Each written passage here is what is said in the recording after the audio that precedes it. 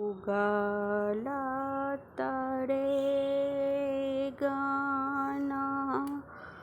पड़ी गेल साँझा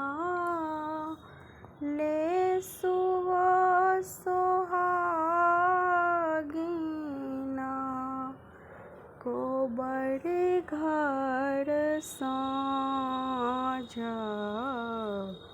उगला तरे गाना पड़ी गेल साँझा ले सुबह सोहागिना कोबर घर साँझा कथी के रे दियरा कथिए सुतबाती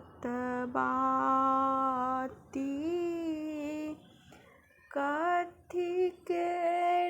तेल जरैब सारी राती उगला तरे गाना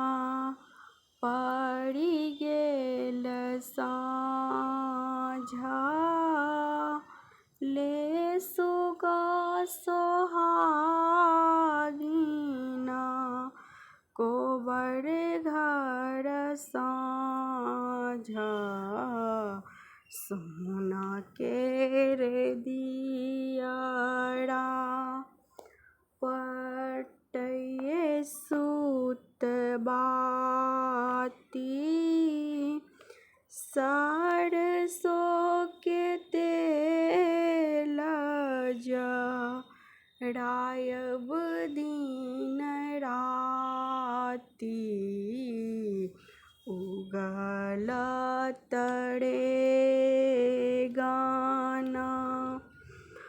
पड़ी गेल साँझा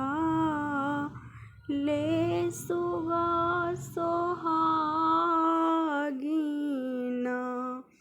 कोबर घर साँझा जारो लागल दियरा झमक गेल बाती खेला लगली साँझा मैया चारो पहर राती उगला तरे गाना पड़ी गेल साँझा ले सुबह सोहागिना